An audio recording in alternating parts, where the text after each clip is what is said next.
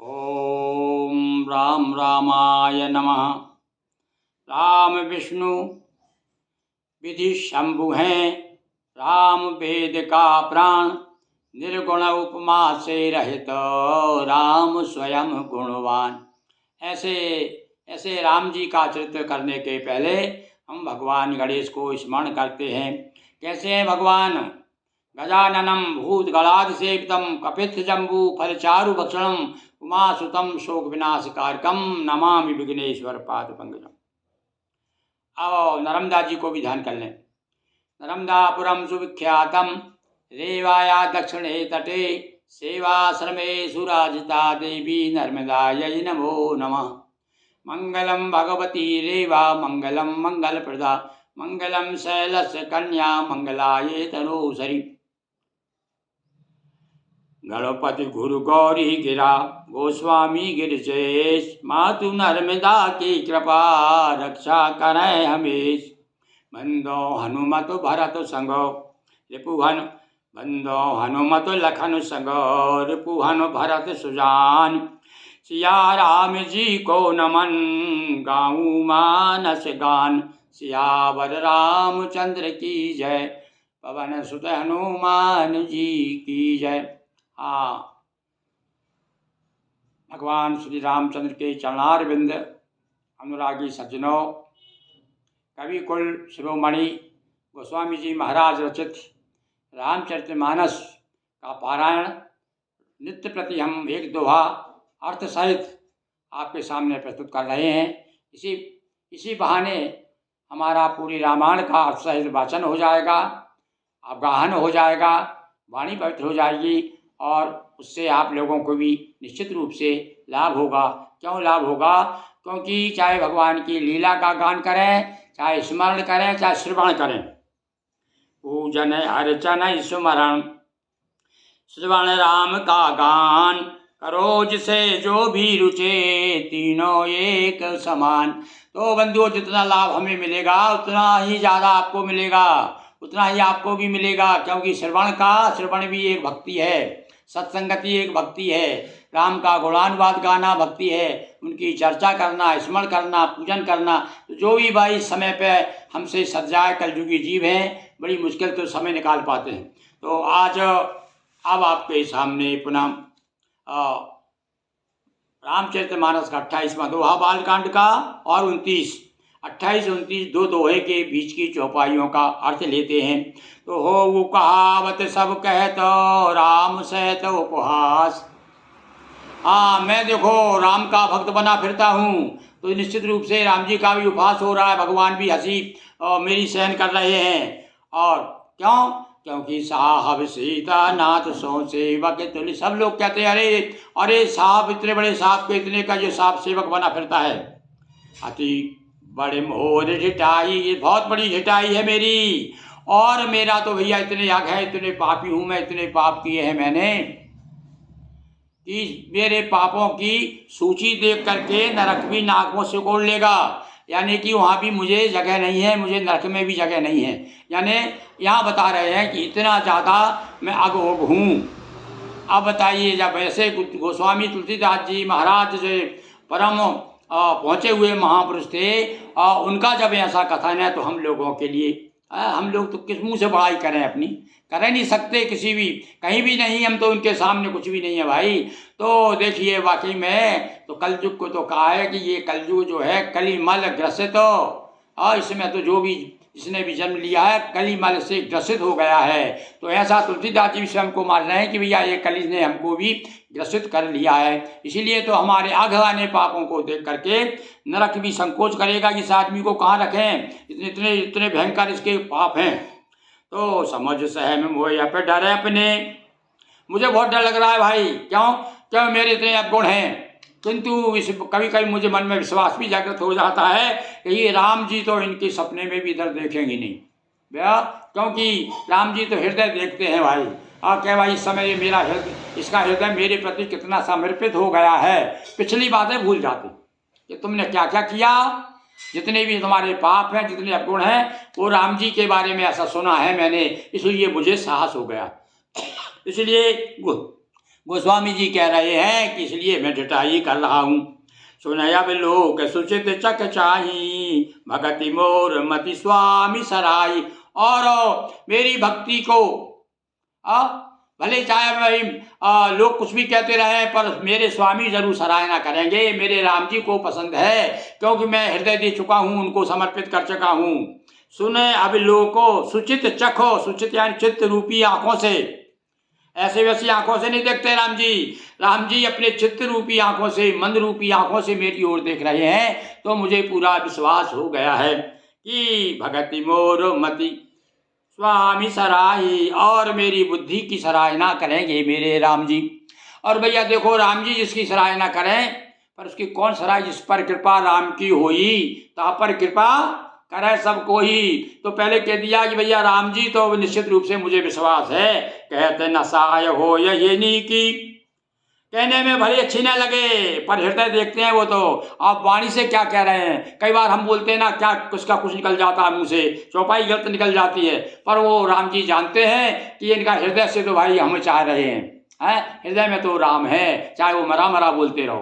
तो भैया हृदय की बात है, इसलिए कहा रीझत राम जान जन जी की। हमारे जी में क्या है, हमारे हृदय में क्या है, वह देख करके रीझते हैं। हमारे ऊपर के ठाट बाट को देख करके, जो हमारा जो नकली आवरण है, इसे नहीं, जो सत्य आवरण है हृदय में, उसे देख करके राम जी रीझ जाते हैं, प्रसन्न हो जाते हैं।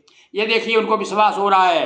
रहित न प्रभु चित चूक किए की, करत सुरत 100 बार हिए की। हाँ, यदि हमसे कोई गलती हो जाए, हमारे मन चूक हो जाए कोई, तो भी भगवान उधर नहीं देखते। देखो ना, हम पूजा करते हैं तो पूजा में कितनी गलती हो जाती है। विधान तो बताया कि भैया पंचोपचार, पहले स्नान कराओ, फिर वस्त्र चढ़ाओ, पहले स्नान कराओ, फिर जनेऊ चढ़ाओ, फिर वस्त्र चढ़ाओ। पर कई बार हम आगे पीछे कर देते, वस्त्र पहले चढ़ा दिया, जनेऊ बाद में चढ़ा रहे। तो क्या मतलब ये है, यदि सच्चे हृदय से पूजन कर रहे हैं हम, हमारा मन लगा है उनमें, तो फिर ये ऊपर की चीज चूक जो है, गलतियाँ, हमने जो भी गलती हमसे हो गई, अब वो ही लिख रहे हैं कि भाई मैं लिखूंगा, ग्रंथ लिख रहा हूँ, तो इसमें चूक भी हो जाएगी, कहीं कहीं कैसे गड़बड़ी भी आ जाएगी, पर आप सब संभाल लेंगे, क्योंकि आप तो हृदय को देखते हैं। करत सुरत 100 बार, एक बार नहीं, हृदय को तो आप, भक्तों के हृदय को तो बार बार सराहना करते हैं भक्तों की। जय यज्ञ योग व्याध जिमि बाली, और फिर सुकंठ सोई कीन को। और भाई ऐसा नहीं, यदि उनकी शरण में चले जाओ और उसके बाद भी गलती हो जाए तो भी क्षमा कर देते। एक उदाहरण भी दे दिया उन्होंने, ये देख लो, बाली ने जो गलती की थी, सुग्रीव की पत्नी को रख लिया था, वही गलती सुग्रीव ने की। सुग्रीव ने भी तारा की पत्नी भाभी जो है, उसको अपनी पत्नी बना लिया था। अब कुछ लोग जो हमारे कहना चाहिए, हमारे यहाँ जो मान्यता है कि भाभी माँ के समान होती है, तो ये तो बहुत बड़ा अपराध हो गया था सुग्रीव से। उसने भाभी को ही अपनी पत्नी बना के रखा था। पर भाई किसी किसी अन्य जातियों में, कि जो जंगली जातियाँ हैं, उनमें अभी ऐसा अभी रिवाज है कि भाभी के साथ, भाभी से भी भाई मर जाता है तो भाई को भी रख लेते हैं और पत्नी बना के रखते हैं। तो ऐसा अपने आजकल तो अपवाद होने लगा है, पर ऐसा नियम नहीं हमारे यहाँ। ये तो वन जाति जो है उनमें ऐसा रिवाज था, इसलिए वो भगवान ने ध्यान नहीं दिया कि भाई तुम्हारी जो है लौकिक रीति है, उसके कारण। पर फिर भी कहा, देखो वही गलती की थी ना उसने, बाली ने, और वही गलती सुग्रीव ने की, किंतु भगवान ने उसकी तरफ नहीं देखा, और इसीलिए भी नहीं देखा कि भाई उसके लौकिक रीति भाभी को रखने की। तो सो एक कर तू विभीषण, एक और वही गलती विभीषण ने भी की। कहते हैं मंदोदरी को बाद में अपनी पत्नी के रूप में रखा विभीषण ने, तो वही गलती विभीषण ने भी की जो रावण ने की थी। किंतु भगवान चूंकि वो पूरी तरह से समर्पित हो गया था, अपना हृदय दे चुका था भगवान को, और इसलिए भगवान तो है, कहा है कि हे राम जी, आप तो 100 बार हृदय की बात को जान करके सराहना करते हैं, और चूक की तरफ तो भूल के भी उधर देखते ही नहीं है। ते भरतई भेंटत सन्माने, राजसभा रघुवीर बखाने। रघुवीर जी ने बखान किया कहाँ पर, राज्यसभा में जब पहुँचे, लौट करके अयोध्या जी पहुँचे, और वहाँ राज्यसभा में भरत के सामने सराहना की कि ये देखो, ये मेरा मित्र सुग्रीव है, इसने मेरी बड़ी सहायता की। और वो बात तो भूल गए भगवान। कौन सी बात? सुग्रीव ने जो गलती की थी वो। तो भैया यहाँ इस प्रकार से विद्वान लोग तो कहते हैं कि इसलिए भगवान जी ने कहा भाई तेरी लौकिक रीत है, और नहीं तो भगवान तो ऐसी गलती क्षमा करते ही नहीं। तो प्रभु तरु तारे कपिडार पर और एक उदाहरण सबसे बड़ा दे दिया कि ये मेरे स्वामी तो कैसे हैं, कैसे स्वामी हैं। बोले प्रभु तरु तर, और राजा बैठा है कहाँ पर, पेड़ के नीचे, और सेवक लोग जो है कहाँ, पेड़ पर ऊपर बैठे हुए, तरु तर कपिडार पर, यानी सर के ऊपर। यानी कहते हैं ना तूने बहुत सर पे चढ़ा रखा है यार तुम भैया। कभी कभी कहते हैं पटेल साहब तुमने अपने नौकरों को बड़ा सिर पे चढ़ा रखा है। तो वो सिर पे चढ़ाना क्या है, देखो ऊपर ही बैठे हुए तो सचमुच में सिर पे चढ़े हुए। और उसके बाद में भी कहते हैं भगवान ने, हे राम जी आपने उनको अपने समान सम्मान दिया, अपने समान बराबरी से बिठाया बंदरों को, और कहा आप समान तुलसी कहूँ न राम से, ते किए आप समान, अपने समान बना लिया। अयोध्या गए थे सब लोग देवता की तरह गए थे, तो आप समान हो गया। और भैया जो है जानत तुम ही हो जाई, तो सारे बंदर भालू जितने वो सब जानते थे, उनको जान गए थे, इसलिए जानत तुम ही हो जाई, इसलिए वो हो गए, आप समान हो गए। इसलिए तुलसीदास जी को एक एक बात स्मरण आती, यहाँ कथा शुरू कर रहे हैं, पर पूरी राम कथा, पूरा राम जी का चरित्र जो है उनके दिमाग में है। और जो अभी तो वंदना कर रहा है, प्रार्थना कर रहा है, देखो कहाँ कहाँ से सारी बात ला करके पहले बता दिया कि कालनेम की कथा भी आने वाली है, बंदर भालुओं की भी आने वाली, क्या क्या होने वाला संकेत भी कर दिया। और उसके माध्यम से हमें राम नाम की, अपने नाम की महिमा भी, राम नाम की महिमा भी बता रहे हैं तुलसीदास जी महाराज। तो तुलसी कहूँ ना राम से साहब, और क्या वो भी कह दिया कहूँ ना, संसार में कहीं भी चले जाओ ढूंढने के लिए राम जैसा कोई मिलेगा क्या। और वास्तव में राम की महिमा तो अभी अभी प्रकट हुई है भैया। 22 तारीख को सारा देश ने दीपावली मनाई, और मैं समझ रहा हूँ इतनी दीपावली तो जब राम स्वयं आए होंगे लौट के अयोध्या जी से, उस समय सारे देश में नहीं मनाई होगी, क्योंकि उस समय ऐसे साधन भी नहीं थे कि भाई सबको बैठे बैठे घर बैठे पता चल जाए कहाँ से कौन आ रहा है। तो यहाँ तो भैया इस समय तो पूरा देश अयोध्या में ही दीपक नहीं जले, सारे देश में नहीं बल्कि विदेशों में भी राम जी के आगमन की प्रसन्नता में सब लोगों ने दीपक जलाए।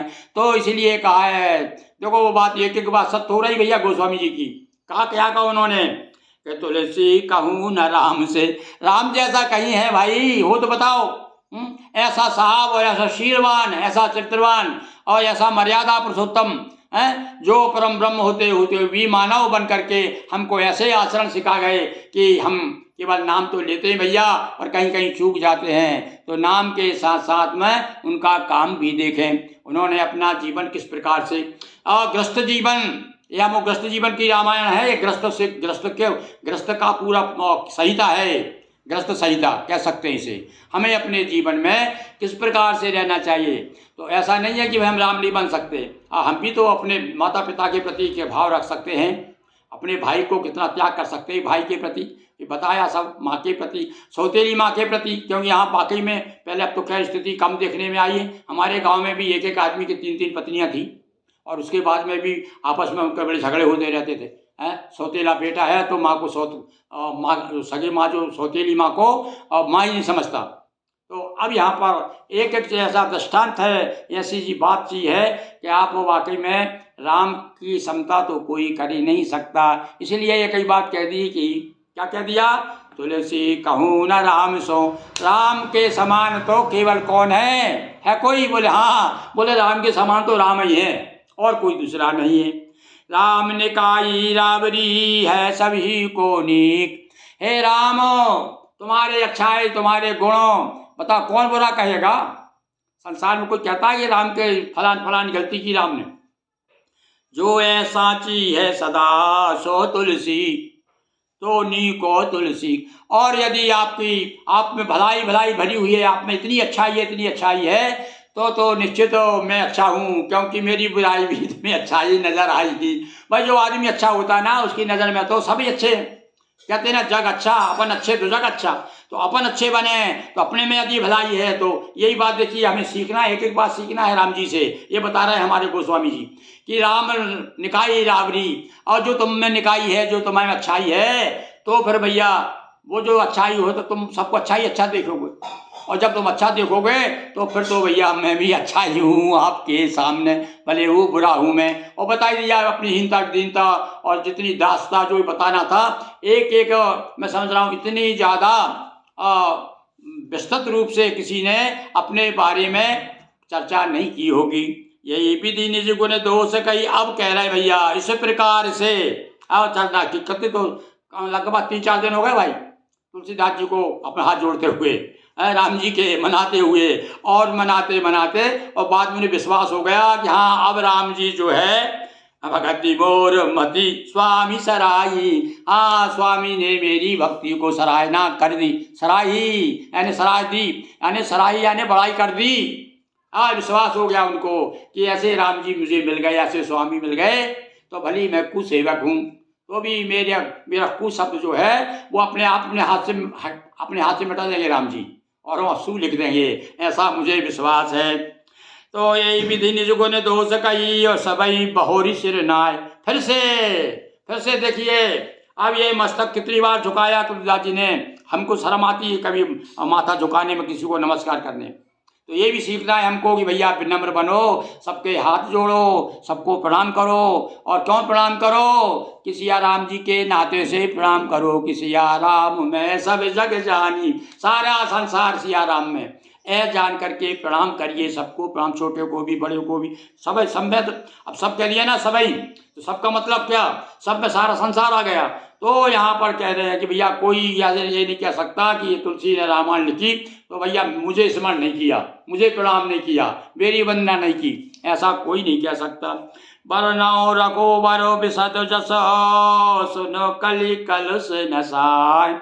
हाँ अब कह दिया उन्होंने, मैं यश तो वर्णन कर रहा हूँ कीर्ति, पर कैसी कीर्ति है भगवान की?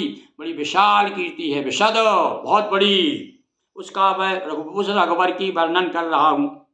कली कलुष नशा, इससे क्या होगा भाई? आज वर्णन करने से इससे क्या होगा कि कलयुग में जो बुराइयां हैं, कलयुग में जो दोष हैं वो सब दूर हो जाएंगे। या कलयुग का मतलब वर्तमान समय जब हम जी रहे हैं वो समय मान लीजिए आप, जिस समय भी आप जी रहे हैं, आप सतयुग में भी हैं और यदि आपके अंदर बुरे भाव हैं तो आप समझ लीजिए कलयुग में जी रहे हैं। तो यहाँ ये कह रहे हैं कि कलयुग का नाश हो जाएगा। हैं तो कलयुग का नाश कैसे? कलयुग चला थोड़ी आएगा, सतयुग थोड़ी आ जाएगा, पर नहीं, वो उसकी चलती कहना चाहिए उसका प्रभाव खत्म हो जाएगा कलयुग का। और आप जो है बिल्कुल ऐसा रहेगा जिस समय हम मान लीजिए हम आपके सामने बैठे हैं, आप भी सुन रहे हैं, तो इस समय कलयुग अपने कहने कलयुग तो दूर है, बाहर है। क्यों है? क्योंकि इस समय हम राम जी के समीप में हैं और जहाँ राम तह काम नहीं, जहाँ कलयुग क्या है? कामनाओं का भंडार है कलयुग। तो धीरे धीरे हमारी कामनाएं और राम की तरफ मुड़ने लगे। इसलिए ये रामचंद्र जी का विशद चरित्र गोस्वामी जी महाराज अब कह रहे हैं। अब मैं वर्णन करना चाहता हूँ, अब सुनिए आगे क्या वर्णन करेंगे वह हम कल आपको बताएंगे। बोलिए सियावर रामचंद्र की जय, पवन सुत हनुमान जी महाराज की जय, और नर्मदा मैया की जय, अखिलेश्वर महादेव की जय। हर हर महादेव शंभो।